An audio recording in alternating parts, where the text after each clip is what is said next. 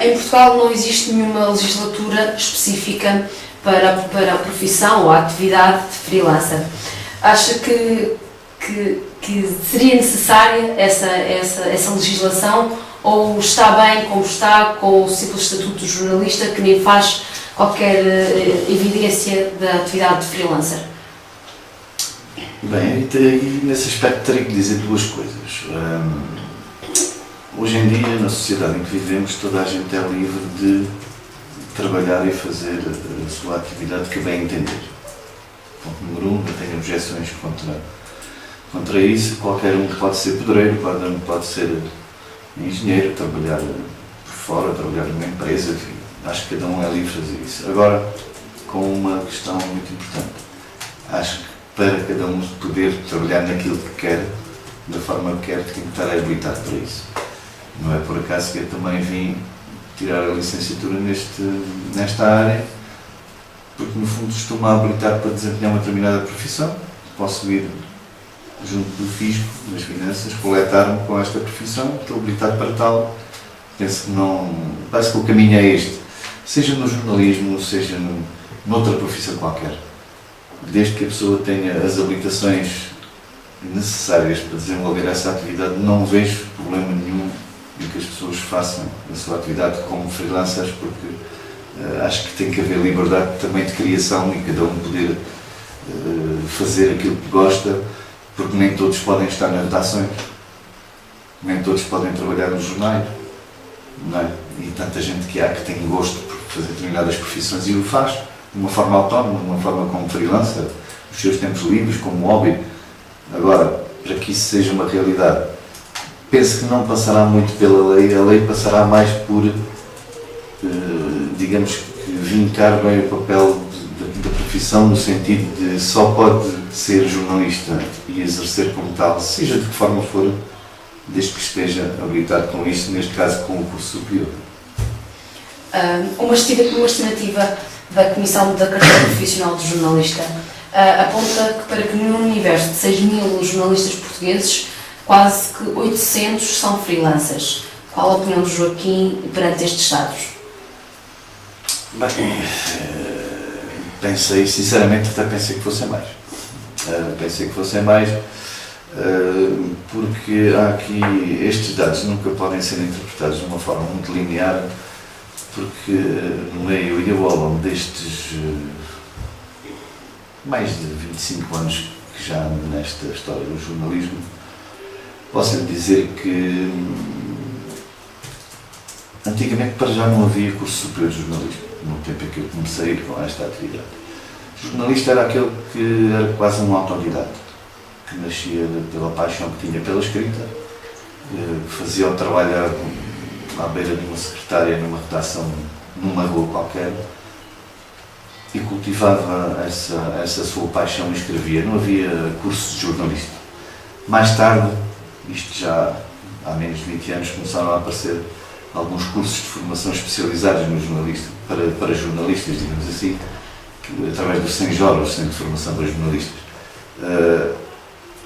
E começou então a legislação portuguesa a moldar-se um bocadinho e a dizer que só pode trabalhar no jornal como jornalista um indivíduo que tenha formação do Centro de Formação do CENJOR.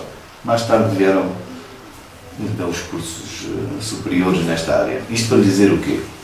Que esses números da carteira profissional de jornalista, porque muita gente pode ter a carteira profissional de jornalista sem ter o curso de jornalista, como eu também já tive e como tenho ainda neste momento.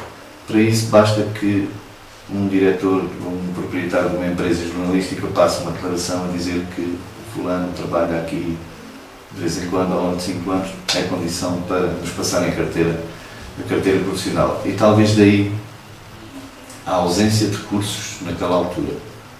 E com esta facilidade em que os freelancers têm de, junto às empresas, pedir o cartão de colaborador, no fundo a carteira profissional há vários tipos, como sabe, não é? Há de colaborador, há de diretor, há de correspondente internacional, enfim, e de jornalista em si. Agora, nós ainda vivemos em Portugal uma época de transição, porque ainda há em atividade neste momento jornalistas, dos chamados jornalistas antigos, que nunca passaram pelo ensino superior, mas nem por isso deixam de ser jornalistas. Isto, no fundo, porque o curso superior também não dá por si só o estatuto de jornalista. O jornalista é muito mais do que um diploma, é muito mais do que isso, digamos, o resultado de um cultivado de uma sabedoria e de uma aprendizagem constante. Não se tira num curso superior só pelo canudo, como se diz, o facto de ser jornalista. E nós ainda hoje temos em Portugal, há ainda um conflito intergeracional, se podemos dizer assim, com os jornalistas antigos e com aqueles que estão a sair agora já licenciados, com cursos superiores. E, portanto, esses números que me apontou aí podem não ser significativos, seja qual for a abordagem que se faça sobre eles, devido um bocadinho a esta situação que no fundo é a realidade. E além disso também há muitos jornalistas que nem carteira têm. Sim, isto é somente uma estimativa que foi apontada e claro, deve haver inúmeros jornalistas que não possuem carteira. Uma última pergunta, os números apontam que o número de freelancers tem aumentado.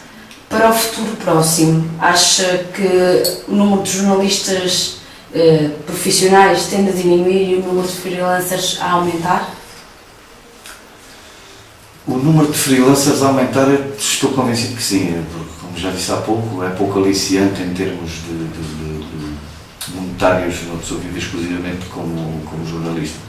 E cada vez mais poderá haver a tendência da atividade paralela, que a pessoa tem duas fontes de rendimentos, e quem gosta do jornalismo desenvolvê-lo como freelancer e a par disso ter uma outra profissão que lhe seja muito mais aliciante em termos monetários. Portanto, não me custa acreditar que sim. E até pelo panorama que existe hoje em Portugal, com cada vez menos órgãos de comunicação social a operar no nosso país. São jornais que fecham, são jornalistas que são despedidos. Portanto, uma coisa conjugada com a outra, penso que pode vir a contribuir para o aumento do número de freelancers. Por outro lado, aqueles órgãos que continuarem, que ficarem, que resistirem a tudo isto, penso que vão ter um aumento de qualidade com os jornalistas que conseguirem recrutar. Porque hoje em dia, felizmente, os jornalistas já têm uma formação diferente, já têm uma outra experiência e isso também poderá servir, digamos que, para afinar um bocadinho a máquina com que as empresas, os grandes grupos editoriais, que hoje em dia cada vez mais se juntam, se fundem uns com os outros, em que os jornalistas no fundo andam um bocado sem saber como é que andam a operar. Aquelas redações deve ser uma confusão com a centralização dos vários órgãos, tudo no mesmo patrão, no mesmo grupo empresarial, o que também leva a despedimentos. Esse é outro fator negativo.